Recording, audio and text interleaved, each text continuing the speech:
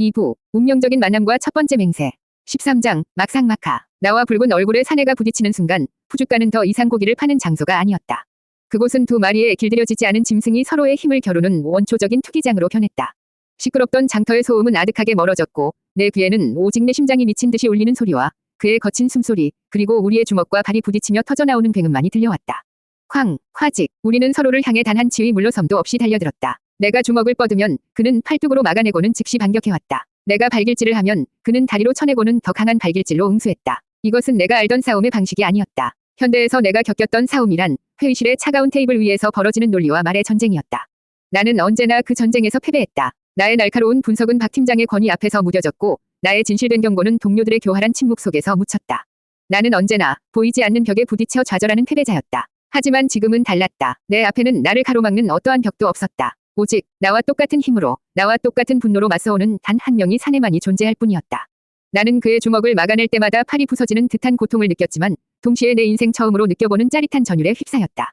막상막하. 내 머릿속에서 아주 오래전에 책에서나 보았던 그 단어가 떠올랐다. 위도 아래도 없이 서로의 힘이 팽팽하게 맞서는 상태. 나는 처음으로 나를 얕보거나 두려워하는 상대가 아닌 나와 동등한 혹은 그 이상의 힘을 가진 상대를 만난 것이다. 그리고 나는 이 싸움을 즐기고 있었다. 내 안의 진수는 경악하고 있었다. 미쳤어. 이건 미친 짓이야. 당장 멈추고 대화로 풀어야 해. 하지만 장비 윗몸은 이 상황을 너무나도 자연스럽게 받아들이고 있었다. 이 육신은 이 순간을 위해 태어난 것처럼 모든 근육과 모든 뼈가 희열에 찬 비명을 지르고 있었다. 나는 더 이상 이 몸을 통제하려 하지 않았다. 나는 그저 이 몸이 이끄는 대로 이 원초적인 투쟁의 한가운데로 나 자신을 던져버렸다. 흐아아. 나는 포효하며 도축대를 발로 걷어차 그에게 날렸다. 육중한 나무 도축대가 포탄처럼 날아갔지만 그는 피하지 않았다. 그는 두 팔로 도축대를 받아내고는 그대로 힘으로 밀어내어 박살내버렸다. 부서진 나무 파편들이 사방으로 튀었다. 내 이놈. 그 역시 포효하며 푸죽간 기둥을 잡고 있던 쇠갈고리를 뽑아내어 나에게 휘둘렀다. 나는 몸을 숙여 피하고는 바닥에 있던 돼지 넓적다리 뼈를 집어들어 그의 공격을 막아냈다. 뼈와 쇠가 부딪히며 불꽃이 튀었다. 우리는 더 이상 맨주먹으로 싸우지 않았다. 손에 잡히는 모든 것이 무기가 되었다. 칼, 뼈, 나무토막, 심지어는 바닥에 나뒹구는 돌멩이까지. 푸죽가는 우리의 싸움의 여파로 완전히 폐허가 되어가고 있었다. 구경하던 사람들은 비명을 지르며 멀찍이 달아났고 장터는 거대한 혼돈에 휩싸였다. 얼마나 싸웠을까. 우리의 몸은 온통 상처와 멍투성이었고 숨은 턱 끝까지 차올랐다. 하지만 우리 중 누구도 쓰러지지 않았다. 우리의 눈은 여전히 서로를 향해 불타고 있었다. 그것은 더 이상 분노의 불꽃이 아니었다. 그것은 상대를 인정하고 이 싸움의 끝을 보고 싶어 하는 투사의 불꽃이었다. 나는 난생 처음으로 이기고 싶다는 순수한 열망에 휩싸였다. 박 팀장에게 인정받고 싶었던 그런 비굴한 욕망이 아니었다. 나를 무시하는 세상에게 보여주고 싶었던 그런 처절한 증명도 아니었다. 나는 그저 내 앞에 서 있는 이 붉은 얼굴의 사내를 나의 모든 힘을 다해 뛰어넘고 싶었다. 이것이야말로 내가 평생을 찾아 헤맸던 아무런 조건도 계산도 없는 순수한 승부였다. 우리는 다시 한번 마지막 남은 힘을 쥐어짜 서로에게 달려들었다. 서로의 멱살을 잡고 이마를 맞댄 채 우리는 넘어지지도 물러서지도 않은 채 서로를 노려보았다. 서로의 거친 숨결이 느껴졌다. 서로의 눈 속에서 나는 더 이상 괴물을 보지 않았다. 나는 그곳에서 나와 똑같은 종류의 길들여지지 않은 고독한 야수를 보고 있었다. 그리고 그 순간 나는 깨달았다. 나는 지금 내 인생에서 가장 살아있는 순간을 보내고 있다는 것을. 술로 도피하던 비참한 과거도 무력감에 시달리던 미래도 없었다. 오직 이 숨막히는 현재만이 존재할 뿐이었다. 이 싸움은 이대로라면 정말 해가 저물도록 끝나지 않을 것 같았다. 14장 귀 큰 사내의 중재. 나와 붉은 얼굴의 사내가 서로의 멱살을 쥔 채 금방이라도 마지막 일격을 날릴 듯 팽팽하게 맞서고 있을 때였다. 이 세상의 모든 소음이 우리 두 사람을 중심으로 멈춰버린 듯한 그 순간. 우리 사이를 가르고 너무나도 평온하고 부드러운 목소리 하나가 끼어들었다. 두 분, 그만하면 되지 않았소. 나는 깜짝 놀라 소리가 들려온 쪽을 쳐다보았다. 이순호 간니카, 우리 바로 옆에 한 사내가 서 있었다. 나는 그가 언제부터 거기에 있었는지 전혀 알아채지 못했다. 나와 붉은 얼굴의 사내가 뿜어내는 살벌한 기세 한복판으로 마치 동네 마실이라도 나온 사람처럼 태연하게 걸어 들어온 것이다. 그는 우리처럼 거대하지도 위압적이지도 않았다. 오히려 조금 마른 체형에 부드러운 인상을 가진 평범한 사내였다. 하지만 그의 모습에는 결코 평범하지 않은 구석이 있었다. 그의 두 귀는 유난히 커서 어깨까지 축 늘어져 있었다. 그의 두 팔은 무릎 아래까지 닿을 정도로 길었다. 그리고 무엇보다 그의 눈은 깊고 맑았으며 그 안에는 우리 두 사람의 분노를 녹여버릴 듯한 이상하고 따뜻한 힘이 담겨 있었다. 하지만 나는 이 어처구니 없는 상황에 화가 치밀었다. 감히 이 신성한 승부의 한가운데에 끼어들다니. 웬 놈이냐. 죽고 싶어 환장했나. 썩 꺼지지 못할까. 나는 포효했다. 내 목소리는 천둥과 같아서 보통 사람이라면 그 자리에서 오줌을 지리며 나자빠질 터였다. 하지만 귀 큰 사내는 눈 하나 깜짝하지 않았다. 그는 오히려 말썽 피우는 아이를 타이르는 어른처럼 부드러운 미소를 지으며 내 눈을 똑바로 쳐다보았다.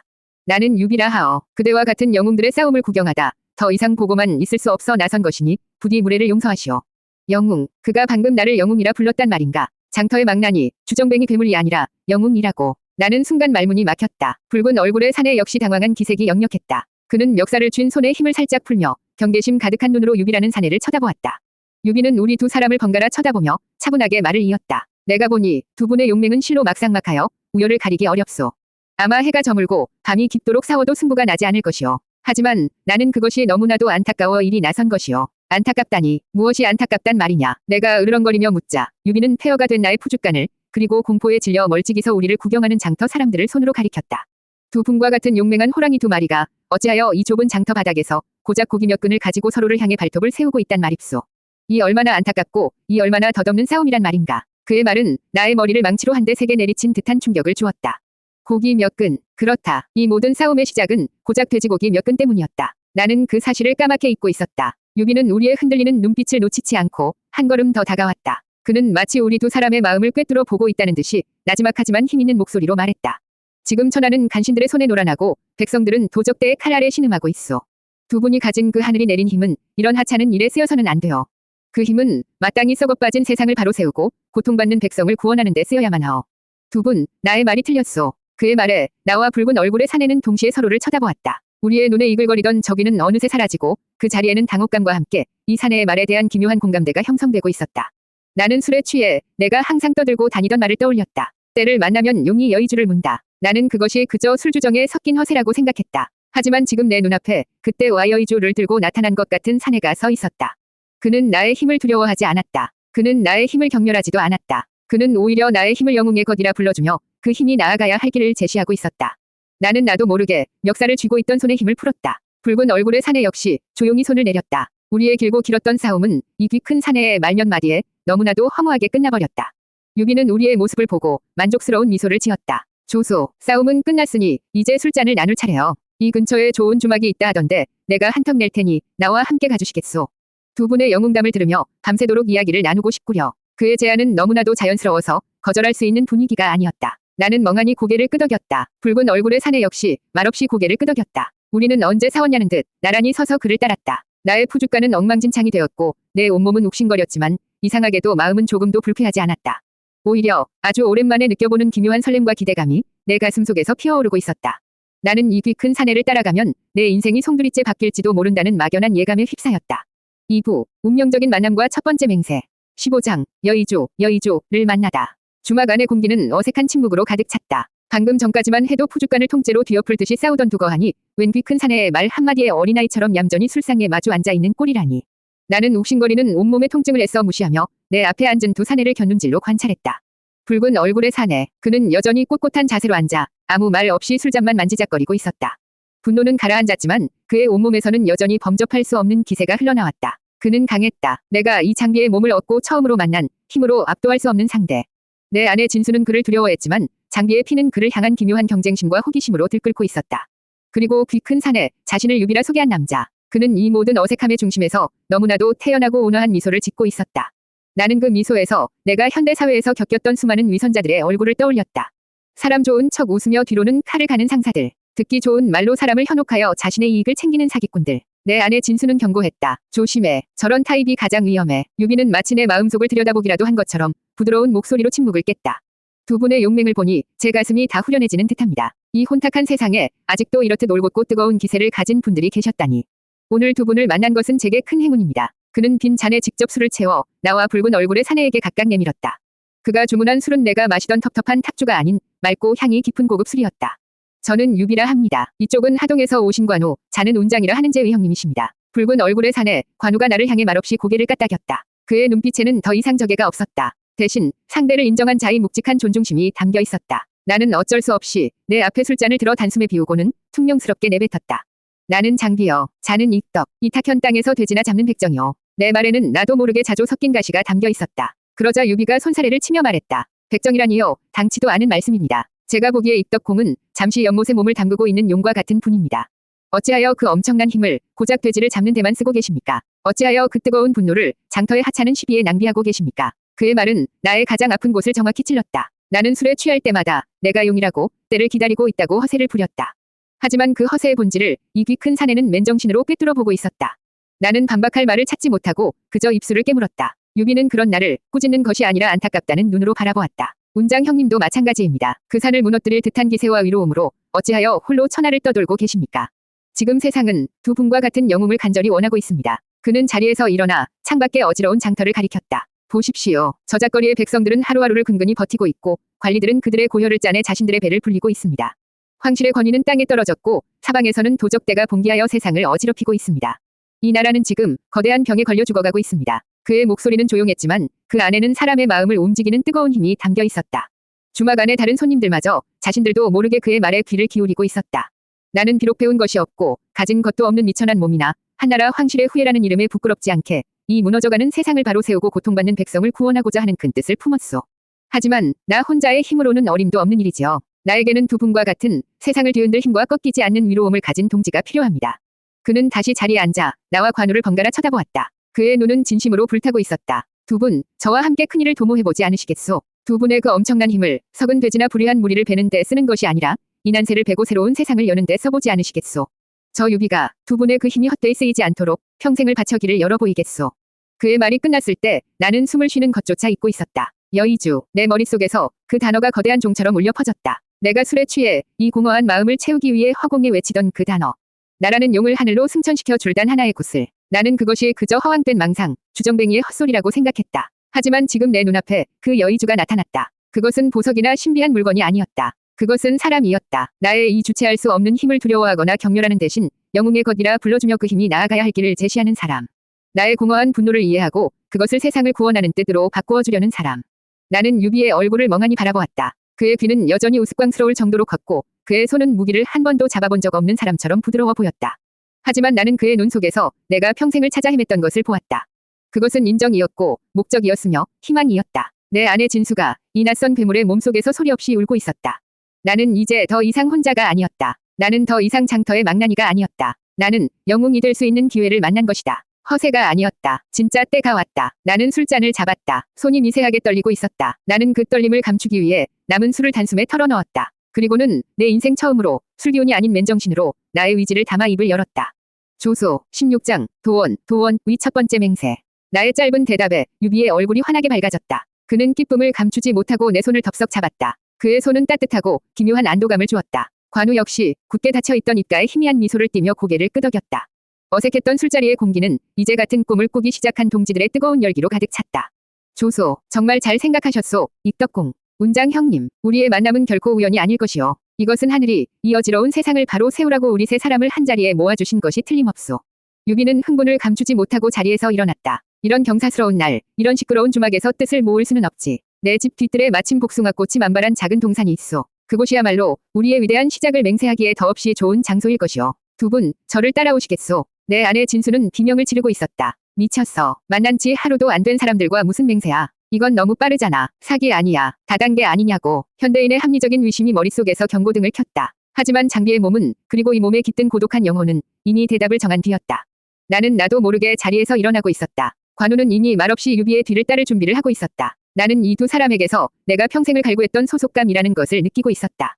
나는 이 배를 놓치고 싶지 않았다. 이 배가 나를 어디로 이끌고 가든 혼자 이 텅 빈 장터에서 썩어가는 것보다는 나을 터였다. 우리는 주막을 나섰다. 유비의 집은 장터에서 그리 멀지 않은 곳에 있었다. 초라한 흙집이었지만 집 주변은 깔끔하게 정돈되어 있었고 담장 너머로 보이는 작은 밭에는 푸른 채소가 자라고 있었다. 그리고 그의 말대로 집 뒤편에는 작은 언덕이 있었고 그곳은 온통 활짝 핀 복숭아꽃으로 뒤덮여 있었다. 나는 그 광경을 보고 숨을 삼켰다. 분홍빛 꽃잎들이 바람에 흩날리며 온 세상을 꿈처럼 물들이고 있었다. 달콤한 꽃향기가 코끝을 간지렸다. 피 냄새와 술 냄새에 절어있던 나의 세상이 순식간에 정화되는 듯한 기분이었다. 이곳은 마치 이 더럽고 혼탁한 세상과는 분리된 신성한 공간처럼 느껴졌다. 유비는 동산의 한가운데 가장 큰 복숭아나무 아래에 우리를 이끌었다. 그는 미리 준비해둔 듯 검은 소와 흰말 그리고 재물들을 가져오게 했다. 우리는 비록 성씨도 다르고 태어난 곳도 다르나 오늘 이 자리에서 위를 맺어 한 형제가 되기를 원하오. 위로는 나라의 은혜에 보답하고 아래로는 만백성을 평안케 하는 것. 이것이 우리의 목표여. 그는 나와 관우를 돌아보았다. 그의 눈은 그 어느 때보다도 진지하고 뜨거웠다. 부디 두 분이 저의 형제가 되어주시겠소. 관우는 한 치위 망설임도 없이 무릎을 꿇었다. 아우, 관우, 기꺼이 형님의 뜻을 따르겠습니다. 이제 남은 것은 나였다. 나는 잠시 망설였다. 내가 지금 하려는 이 맹세가 앞으로 내 인생을 어떻게 바꾸어 놓을지 알 수 없었다. 하지만 나는 내 앞에 무릎 꿇은 두 사람의 뒷모습을 보았다. 나를 믿어주는 첫 번째 사람, 그리고 나와 힘을 겨룰 수 있는 유일한 호적수. 나는 더 이상 혼자가 아니었다. 나는 결심했다. 이 낯선 세상에서 이 두 사람에게 나의 모든 것을 걸어보기로. 나는 쿵 소리가 나게 그들의 옆에 무릎을 꿇었다. 아우, 장비 또한 두 형님의 뒤를 따르겠습니다. 우리는 향을 피우고 하늘을 향해 두 번 절했다. 그리고 유비가 먼저 낭낭한 목소리로 맹세를 읊기 시작했다. 저, 유비와 관우, 그리고 장비는 비록 태어난 날은 다르오나 관우가 그 뒤를 이었다. 죽는 날만은 같은 날 같은 시에 함께하기를 원하나이다. 마지막으로 내가 내 온 힘을 다해 외쳤다. 이 마음을 하늘과 땅에 신께 아뢰오니 부디 굽어 살펴주시옵소서. 만약 우리가 위리를 저버리고 은혜를 잇는다면 하늘과 사람이 함께 죽여 주시옵소서. 맹세가 끝나고 우리는 제물로 바친 소의 피와 술을 섞어 나누어 마셨다.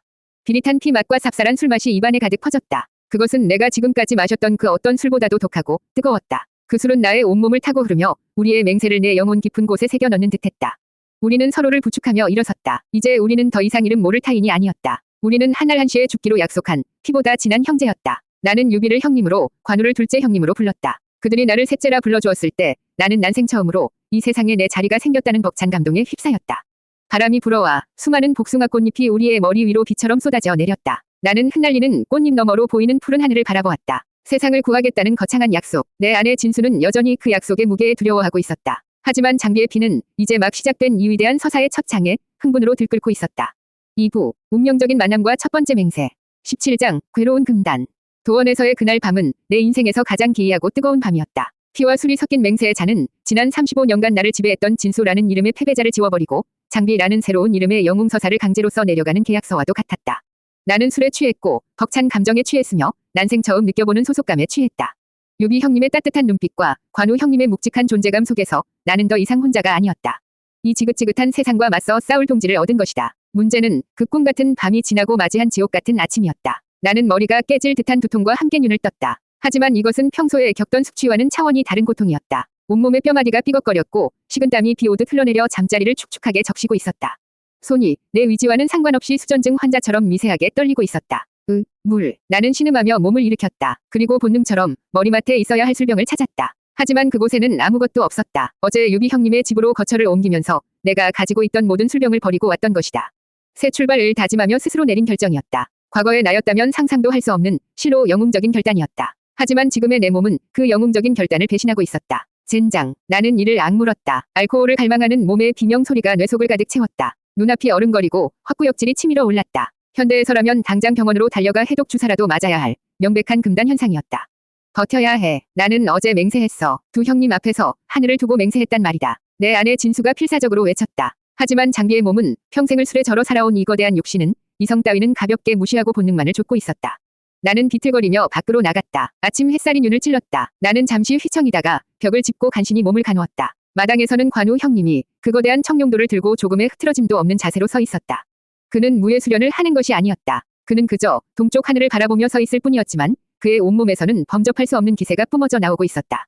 나는 그의 눈을 피해 도망치듯 집 밖으로 나섰다. 가야 할 곳은 정해져 있었다. 나의 뇌는 오직 한 가지 생각만을 하고 있었다. 술, 시큼하고 텁텁한 탁주 한 사발. 그것만이 이 지옥 같은 고통을 잠재울 수 있는 유일한 구원이었다. 장터로 향하는 내 발걸음은 천근만근이었다. 온몸의 근육이 비명을 질렀고 세상의 모든 소음이 나를 공격하는 것처럼 날카롭게 들려왔다. 사람들의 시선이 두려웠다. 그들이 나를 보고 또 주정뱅이 망나니라고 수군거릴 것만 같았다. 마침내 저 멀리 익숙한 주막의 간판이 보였다. 나는 나도 모르게 침을 꿀꺽 삼켰다. 저곳에만 가면 이 모든 고통이 끝난다. 딱 한 잔만 마시면 떨리는 손도 멈추고 깨질 듯한 머리도 가라앉을 것이다. 맹세는 내일부터 다시 지키면 되잖아. 오늘은 너무 힘들어. 오늘 하루만. 악마의 속삭임이 귓가를 맴돌았다. 나는 홀린 사람처럼 주막을 향해 걸어갔다. 주막문 앞에 거의 다다랐을 때였다. 안에서 풍겨나오는 시큼한 술지개미 냄새가 내 코를 찔렀다. 그 순간 내 온몸의 세포가 환호성을 지르는 듯했다. 나는 떨리는 손으로 주막의 문고리를 잡으려 했다. 바로 그때 내 머릿속에 유비 형님의 얼굴이 떠올랐다. 어젯밤 나의 손을 잡고 이제 우리는 한 형제라며 환하게 웃던 그 얼굴. 그의 눈에는 나에 대한 어떠한 의심도 경멸도 없었다. 오직 나와 함께 세상을 구원할 동지를 얻었다는 순수한 기쁨과 신뢰만이 가득했다. 나는 그 얼굴을 배신할 수 없었다. 나는 장터의 망나니 주정뱅이 장비였다. 하지만 어제의 나는 그 모든 것을 버리고 새로운 사람이 되겠다고 맹세했다. 만약 내가 오늘 이 문을 열고 들어간다면 나는 다시 예전의 나로 돌아가는 것이다. 나를 믿어준 첫 번째 사람을 만난 지 하루 만에 배신하는 구제불능의 쓰레기가 되는 것이다. 으아. 나는 괴로운 신음을 내뱉으며 뒷걸음질 쳤다. 주막이 구원이 아니라 지옥의 아가리처럼 보였다. 나는 머리를 감싸 쥐었다. 마시고 싶다. 이 고통을 끝내고 싶다. 하지만 배신하고 싶지 않다. 이 처음으로 얻은 믿음을 내 손으로 부수고 싶지 않다. 내 안의 장비와 진수가 알코올이라는 괴물과 맹세라는 희망 사이에서 처절하게 싸우고 있었다.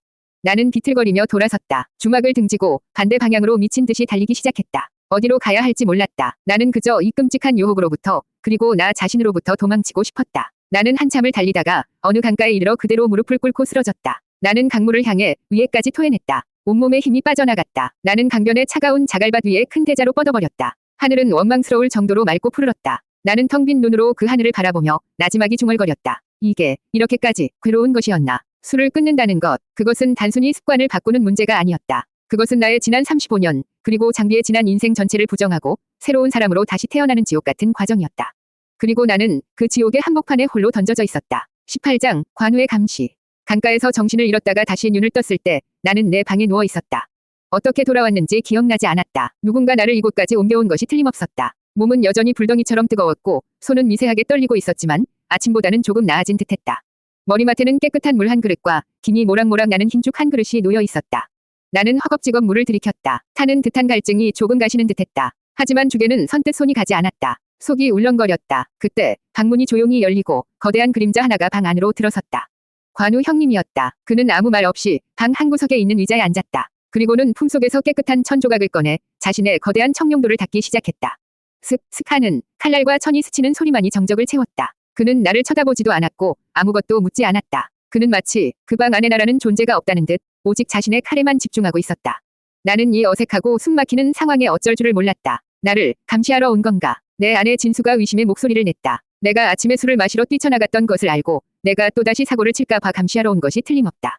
그의 저 냉정한 얼굴, 그는 분명 나를 한심하게 여기고 있을 것이다. 저런 놈과 형제를 맺다니 내가 실수를 했군. 그렇게 생각하고 있을지도 모른다. 나는 이불을 뒤집어 쓰고 돌아누웠다. 그의 존재가 나를 옥죄는 거대한 압박감처럼 느껴졌다. 나가시오. 나는 잠긴 목소리로 중얼거렸다. 혼자 있고 싶소. 하지만 그는 대답하지 않았다. 오직 칼날을 닦는 소리만이 규칙적으로 이어질 뿐이었다. 시간이 흘렀다. 해가 중천에 떴다가 서쪽으로 기울기 시작했다. 나는 몇 번이고 잠이 들었다 깨기를 반복했다. 하지만 내가 눈을 뜰 때마다 그는 언제나처럼 같은 자리에 같은 자세로 앉아 칼을 닦고 있었다. 그는 화장실 한 번 가지 않았고 물 한 모금 마시지 않았다. 그는 마치 돌로 만들어진 거대한 석상처럼 그 자리를 굳건하게 지키고 있었다. 저녁이 되자 나는 더 이상 참을 수 없었다. 굶주림과 갈증, 그리고 금단 현상이 뒤섞여 내 이성을 마비시키기 시작했다. 젠장, 술 한 잔만 주시오, 형님. 나는 침상에서 일어나 그를 향해 절규했다. 딱 한 잔만. 그러면 이 떨림이 멈출 것 같단 말이오. 제발. 관우는 마침내 칼을 닦던 손을 멈췄다. 그는 천천히 고개를 들어 처음으로 나를 똑바로 쳐다보았다. 그의 눈은 분노하고 있지도 나를 경멸하고 있지도 않았다. 그의 눈은 깊고 고요한 연못처럼 나의 모든 발작을 그저 묵묵히 담아내고 있었다. 그는 낮고 울림 있는 목소리로 말했다. 우리가 어제 마신 것은 술이 아니었다. 뭐라고? 그것은 피였다. 형제의 피로 맺은 맹세였다. 맹세를 술로 풀 수는 없는 법이다. 그의 말은 비수처럼 내 가슴에 박혔다. 나는 할 말을 잃고 그 자리에 주저앉았다. 그는 자리에서 일어났다. 그리고는 방구석에 세워져 있던 아직 날도 세우지 않은 무거운 연습용 창을 집어들어 내 앞에 쿵 소리가 나게 내려놓았다.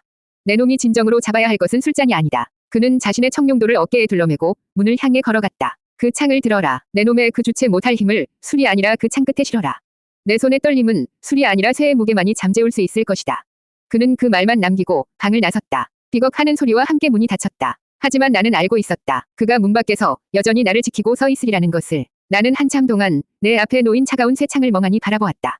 그의 냉정한 말 속에 나는 어렴풋이 느낄 수 있었다. 그것은 감시나 질책이 아니었다. 그것은 형제가 형제에게 보내는 서툴지만 가장 진심 어린 동료였다. 그는 나를 포기하지 않은 것이다. 나는 떨리는 손을 뻗어 창대를 잡았다. 얼음처럼 차갑고 강철처럼 무거웠다. 나는 온 힘을 다해 그 창을 바닥에서 들어 올렸다. 팔이 부서질 듯했지만 나는 이를 악물고 버텼다. 그리고 그 순간 기적처럼 나를 미치게 하던 손의 떨림이 아주 조금 멈추는 것이 느껴졌다.